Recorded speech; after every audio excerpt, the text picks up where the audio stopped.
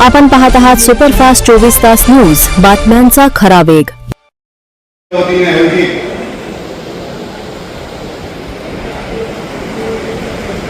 आदर्श जिल्हा व आदर्श तालुका पुरस्कार सोहळ्याचे अध्यक्ष आमचे तमाम पत्रकारांचे हृदय सम्राट, पत्रकारांचा श्वास, मुख्य विश्वस्त आदरणीय SM देशमुख सर, या उपस्थित असलेले या मतदारसंघाचे लोकप्रिय खासदार आदरणीय श्रीरंगप्पा बारणे सर, उपस्थित असलेले या शहराचे लोकप्रिय आमदार श्री महेंद्र शेठ गोरे, या कार्यक्रमाला उपस्थित असलेले माजी आमदार सुरेश भाऊ लाड, या कार्यक्रमात आमचे विश्वस्त आदरणीय किरण नाईक सर, विश्वस्त आदरणीय शरद बाबळे सर, मराठी पत्रकार परिषदेचे अध्यक्ष आदरणीय मिलिंद आसुरकरजी,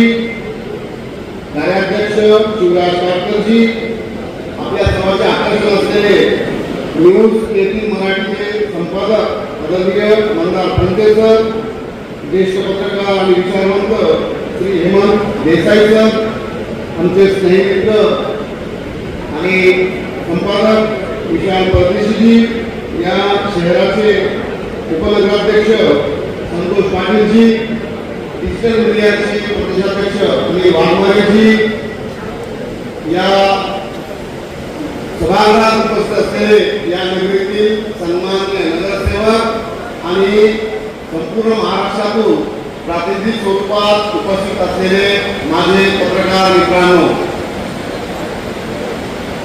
बारणे साहेब, मराठी पत्रकार परिषदेत 85 वर्षाचा इतिहास आहे. आमचे 36 जिल्हे आणि 356 तालुक्यात 12,000 पत्रकार आणि नव्याने सुरू झालेल्या डिजिटल मीडियाचे 4,000 असे 16,000 पत्रकार आदरणीय SM देशमुख साहेबांच्या मार्गदर्शनाखाली जोमाने काम करत आहेत.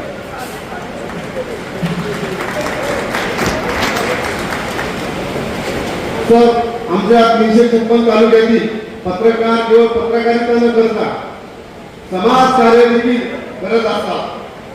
समाज उपयोगी कार्यक्रमात सामाजिक देण म्हणून ते काम करत असतात. त्यामध्ये पण वृक्षारोपण असेल, रक्तदान शिबिर असेल, स्वच्छता मोहीम असेल, आरोग्य शिबिर असेल, अनाथ मुलांना दत्तक योजना असेल, अन्नछत्र असतील, गाव सुधार योजना असतील, अशा विविध क्षेत्रामध्ये काम करत असतात. आणि हे काम करणारे आमचे तालुका पत्रकार संघाला देखील असं वाटतं की आमचं हे काम केवळ तालुक्यापुरते मर्यादित न राहता त्याचा राज्यभर त्याचं नाव झालं पाहिजे. आणि हीच बाब आमचे आदरणीय विश्वास SM देशमुख सरांनी घेतली. आणि मग आम्ही 9 वर्षापूर्वी, साधारणतः 1 वर्ष सोडलं, 10 वर्षापूर्वी आम्ही आदर्श तालुका पत्रकार पुरस्कार म्हणजे विभागीय ज्या तालुक्यातून खूप उल्लेखनीय कार्य करणाऱ्या पत्रकार संघाचा आम्ही या ठिकाणी सन्मान करत आहोत. आणि त्याचबरोबर 36 जिल्ह्यापैकी जो आदर्श काम करतो त्या जिल्ह्याचा पुरस्कार आम्ही या ठिकाणी पुरस्कार देऊन आम्ही त्यांचा सन्मान करत असतो. आपल्याला माहिती आहे की आतापर्यंत आम्ही नागपूर असेल, पाटण असेल, पालघर असेल, वडवणी असेल, अक्कलकोट असेल, गंगाखेड असेल, माहूर असेल आणि नुकताच दरवर्षी सेलू येथे हे सोहळे पार पडले आहेत. आज हा मान आपल्या कर्जत शहराला मिळालेला आहे. आपल्याला माहिती आहे की आमचे सन 2025-26 त्या काळामध्ये अनेक जिल्ह्यांनी खूप उत्कृष्ट कार्य केलं होतं, अनेक तालुक्यांनी उत्कृष्ट कार्य केलं होतं, अनेक त्याच्यामध्ये स्पर्धा होती. परंतु आम्हाला शेवटी निवड समितीने या ठिकाणी परभणी जिल्ह्याला आदर्श जिल्हा पुरस्काराचं आम्ही घोषित केलं आहे. याचबरोबर बेला तालुका पत्रकार संघाला नागपूर विभागातून आम्ही त्यांना सन्मानित करत आहोत. त्याचबरोबर गडचिरोली जिल्ह्यातील सामोशी तालुका मराठी पत्रकार संघ असेल, नाशिक जिल्ह्यातील नांदगाव मनमाड तालुका मराठी पत्रकार संघ असेल, रायगड जिल्ह्यातील पनवेल महानगर प्रेस क्लब असेल, पुणे जिल्ह्यातील आंबेगाव तालुका पत्रकार संघ असेल, नांदेड जिल्ह्यातील किनवट तालुका मराठी पत्रकार संघ असेल, बीड जिल्ह्यातील अंबुजोगाई तालुका पत्रकार संघ असेल, बुलढाणा जिल्ह्यातील संग्रामपूर तालुका मराठी पत्रकार संघ असेल, सर माझं असं आहे या संग्रामपूर तालुका मतदारसंघाचं वैशिष्ट्य आहे यांनी एक गाव दत्तक घेतलंय गाव सुधार योजनेनंतर एक गाव दत्तक यांनी घेतलेलं आहे. त्याबरोबर सांगली जिल्ह्यातील 50 झाले मुंबई उपनगरातून आम्ही मुंबई उपनगर पत्रकार असोसिएशनचा सन्मान या ठिकाणी करत आहोत. या सर्व सन्मान सोहळ्याला एक कौतुक मानायला पूर्ण महाराष्ट्रातून प्राथमिक स्वरूपात पूर्ण महाराष्ट्र या ठिकाणी उपस्थित आहे. मी त्या सर्वांचे मनपूर्वक स्वागत करतो आणि कर्जत प्रेस क्लबने हा कार्यक्रम अतिशय नेतृत्वात्मक कार्यक्रम आयोजित केला.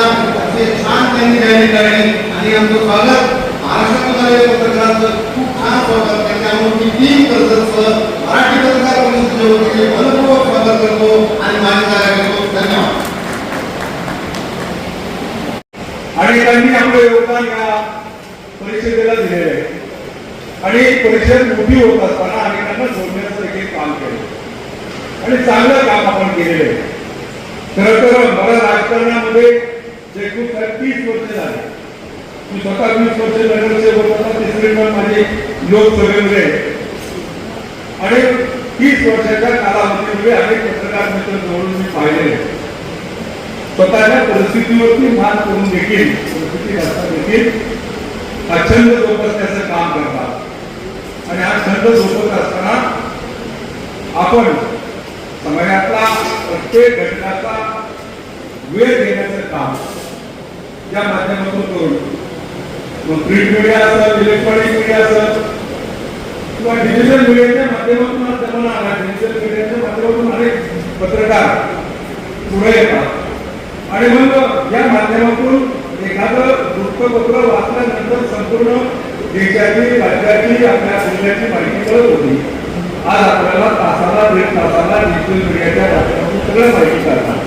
सोशल मीडियाच्या माध्यमातून करतात आणि म्हणून आपण जे करत असलेले काम किंवा आपल्या या पत्रकारितेमध्ये आपण खूप व्यस्त जीवनामध्ये काम करत आहात. राज्यभरातून अनेक पत्रकार मित्र या ठिकाणी आहेत.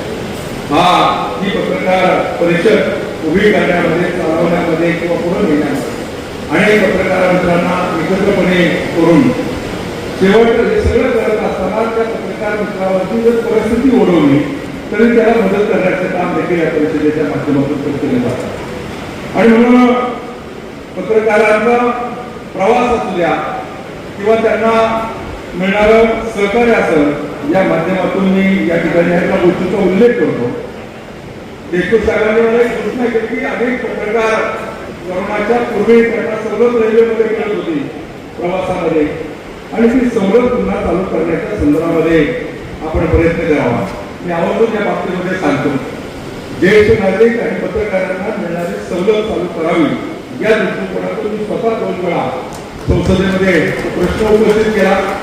अनेक वेळा मी रेल्वे मंत्र्यांच्या कानावर घातलं आणि त्यांनी मला आश्वासन दिलं की त्यावेळेस उत्तर देत असताना माझ्याच प्रश्नाला उत्तर देत असताना रेल्वे मंत्र्यांनी लोकसभेमध्ये सांगितलं होतं की जवळपास 56,000 कोटी रुपये रेल्वेच्या या सगळ्या ह्याच्यामध्ये जातात आणि भविष्यामध्ये आपण ते चालू करू. मध्यंतरीच्या कालावधीमध्ये गेल्या 6 महिन्यापूर्वी आम्ही पुन्हा एकदा हा विषय काढला आणि पत्रकार मित्र जे रेल्वे प्रवास करतात बऱ्याचशा वेळा पत्रकारांना 4 व्हीलर गाडी किंवा 2 व्हीलरने प्रवास करतात. परंतु काही पत्रकार मित्र देशभरातले या रेल्वेने प्रवास करणाऱ्या पत्रकार मित्रांना ही सवलत मिळाली आणि त्यांनी मला सूचित केले की या बाबतीमध्ये लवकरच रेल्वे विभागाच्या माध्यमातून भारत सरकारच्या माध्यमातून हा निर्णय घेतला जाईल. आणि ही मागणी मी जी केली किंवा अन्य पत्रकार मित्र अनेक संघटना करतात त्या मागणीला देखील दुधार देण्याचं काम म्हणजे रेल्वे केले. अनेक अडचणी शिक्षण निर्माणामध्ये पत्रकारिता ही सोपं नाही. खरं तर जीवनामध्ये अनंत अडचणी कठीण परिस्थितीमध्ये जाऊन एखादा जर पत्रकार बातमी घेण्यासाठी त्या ठिकाणी जायचं असतं तर खूप परिश्रम घेऊन जातात. मध्यंतरी काही 8-10 दिवसापूर्वी 10-15 दिवसापूर्वी खंडाळ्यामध्ये अपघात झाला. आपण बातमी ऐकली असेल 30-35 तास त्यामध्ये अडकले.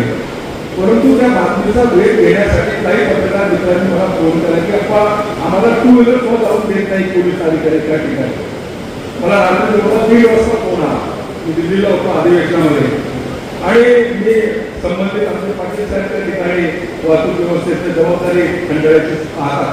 त्यांना मी फोन केला तर मी पॉईंटवरतीच आहे, परंतु अति संवेदनशील तो गॅसची टाकी असल्यामुळे तो फुटल्यामुळे तरी देखील मोठा अपघात होऊ शकतो आणि म्हणून कुणाला त्या ठिकाणी जाऊन देत नाही.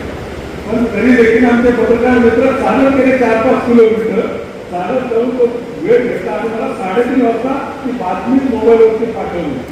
खरं तर ही पत्रकारिता करत असताना मला सांगायला मुद्दा एवढंच आहे की स्वतःचा जीव धोक्यात घालून त्या ठिकाणी काम करतात आणि म्हणून त्या सगळ्या पत्रकारांना एकत्रपणे करण्याचं काम, त्या पत्रकारांचा सन्मान करण्याचं काम आज या कार्यक्रमाच्या माध्यमातून अखिल भारतीय मराठी पत्रकार परिषदेच्या माध्यमातून होत आहे.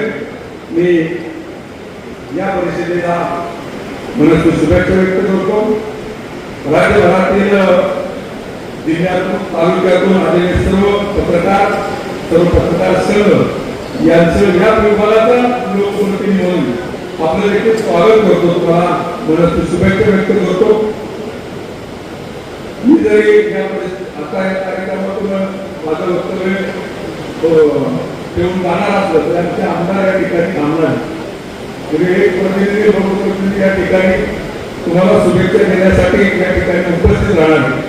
देशमुख साहेब आपल्याला आपले ज्येष्ठ पत्रकार हेमंत देसाई यांना देखील मनस्वी शुभेच्छा व्यक्त करतो. आपलं उत्तम आरोग्य राहावं. आपण या संघटनेसाठी जे घटना काम करता सर्वजण आपल्याला मनस्वी शुभेच्छा व्यक्त करून माझं मनोगत थांबवतो. जय हिंद, जय महाराष्ट्र.